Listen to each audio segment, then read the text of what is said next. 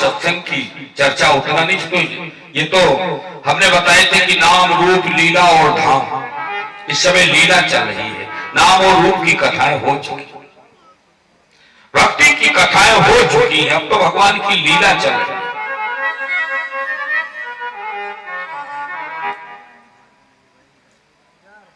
सत्य रज तम, जिस पर ये विश्व ब्रह्मांड सतोगुणी, रजोगुणी और तमोगुणी जिसको कहते हैं, अंग्रेजी में उसी को इलेक्ट्रॉन, न्यूट्रॉन और प्रोटॉन के नाम से जानते हैं।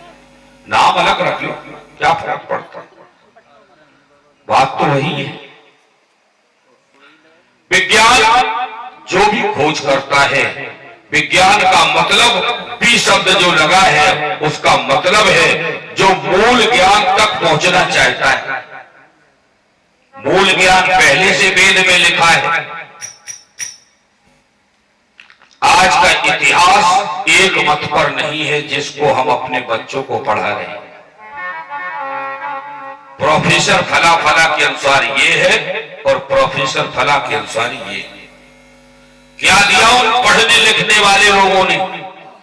जो प्रॉपर्टी मेरे पास पहले से है उस प्रॉपर्टी को निगलेक्ट करने का जो साहस जरूर किया, लेकिन उसको छू भी नहीं पाए। एक तरफ सारा विश्व ब्रह्मांड की टेक्निक और एक तरफ गोस्वामी जी ने रामचरितमानस लिखकर सारी किलोमीटर की संख्याओं को खोल दिया। हनुमान जी सूर्य तक पहुंचे, उन्होंने किलोमीटर खोल दिए। कितने हैं? तुम्हारा विज्ञान बताता रहेगा, बताते रहो।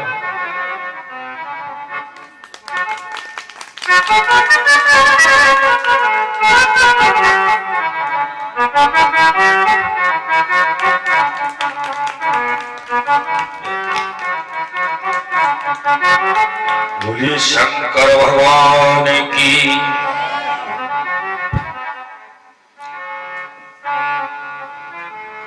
कहने का भाव एक ही है, यथार्थ के धरातल पर पहुंचे बिना परमात्म तत्व को समझना बिल्कुल धोखा है। जीरो पर आओगे तब प्रभु की याद हृदय से आएगी। जीवन में जीरो पर जब आता है व्यक्ति, हमने पिछली एपिसोड में बताए हैं कि जीवन में व्यक्ति जीरो पर तब आता है जब तेज धूप होती है, रोड पर मोटरसाइकिल से एक्सीडेंट होता है और हाथ जोड़कर आने जाने वालों से वो कहता है हमको उठा लो उठा लो, और लोग कहते भैया चलो झंझट में मत फंसो, आगे बढ़ो।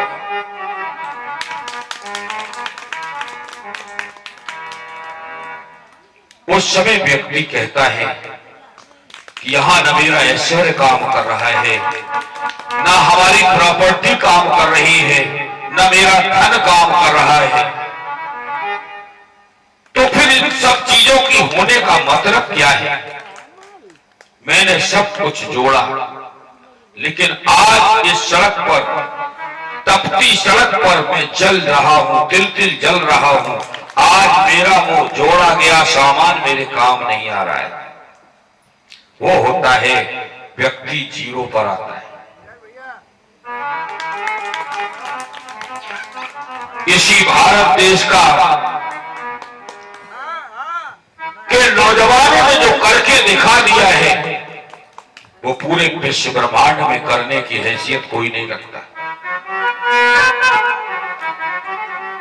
जवानी ने परतंत्र भारत को स्वतंत्र कराया, बुढ़ापा नहीं करा पाया। बातें करना बहुत बड़ी बात है, लेकिन खून दिए बगैर आजादी कहां मिलने वाली थी महाराज। और वो 20 और 30 अंडर 30 नौजवानों ने होड़ लगी थी उनमें कि फांसी का फंदा सबसे पहले मैं लूंगा।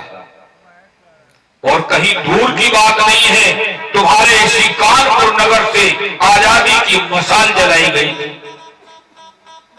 गणेश शंकर विद्यार्थी उनकी अगुवाई कर रहे थे। पूरी रात भर गंगा में नाव खेते थे हमारे जो नौजवान जो शहीद हो गए, जिन्होंने इस धरती के लिए अपने परिवारों को छोड़ दिया। रात भर प्लानिंग करते थे गंगा में नाव चला कर। कानपुर में वो दुर्गा भाभी, गणेश शंकर विद्यार्थी और बंबई में मजदूरी करने वाला, जहाज को रगने वाला चंद्रशेखर आजाद, इतना पैसा नहीं था कि नए कपड़े पहन लेता। रोज 8वें दिन एक ड्रेस पुराने कपड़े वाली खरीद कर पहन लेते थे। मैंने उनकी आत्मकथा पढ़ी। उन लोगों ने इस देश को स्वतंत्रता की ओर बढ़ाया। एक नौजवान, आपका क्षेत्र बहुत इतिहास में अंकित है। आपका क्षेत्र कितना जनरल डायर के द्वारा यहां पर हत्याएं हुई थी, और बहुत समय के बाद हिंदुस्तान का वो एक नौजवान ऊधम सिंह के नाम से उस देश में जाकर भरी असेंबली में जनरल डायर को उसने मार दिया था। विचार करिए, वो देश है हमारा।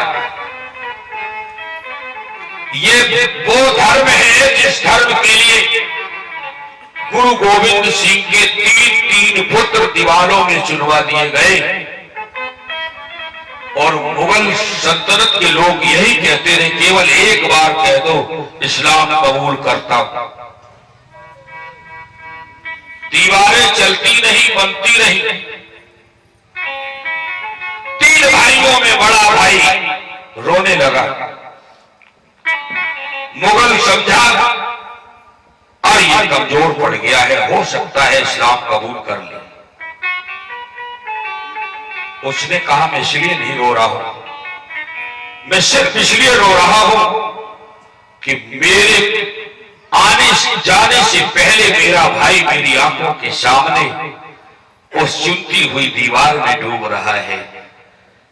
आया तो मैं पहले था, मुझे पहले जाना चाहिए था। ये भावना हमारे देश की नहीं। उधम सिंह ने जनरल डायर का बदला वहां जाकर लिया और जेल में वहां बंद हो गया। जेलर ने घूम कर देखा तो तन्हाई में उधम सिंह गीत गा रहा था।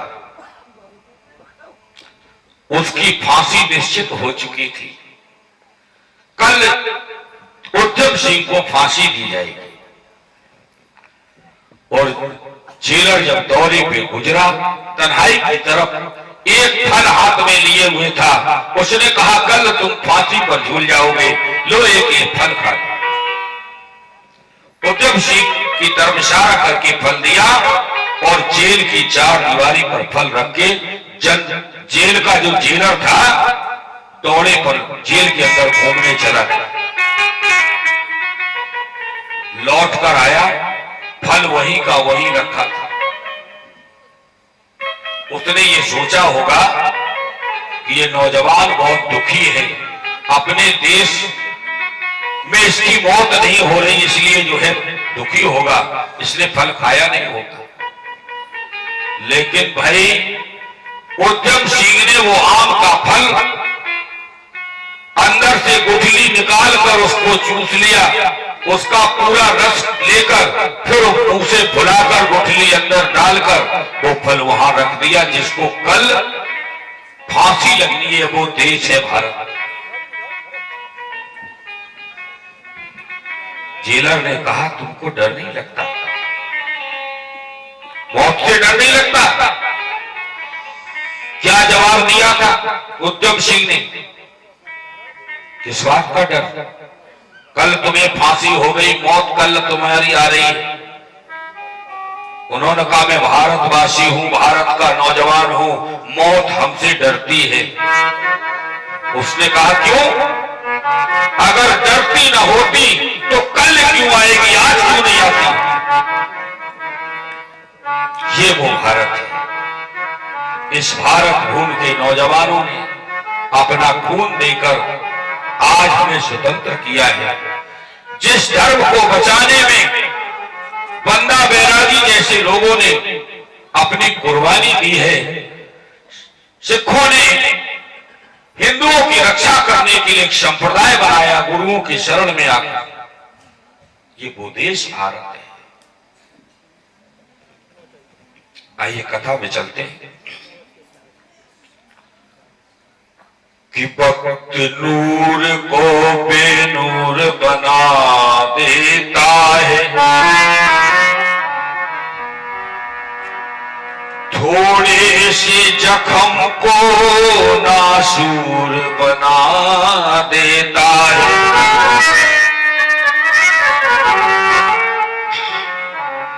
कि कौन चाहता है मोहन तुमसे दूर रहना,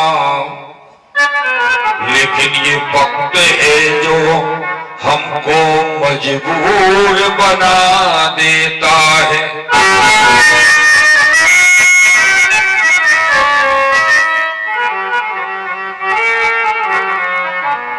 कीरत सुता के पग पग पे प्रयाग पथ, और केशव की गैले कुंज कोट कोट काशी है।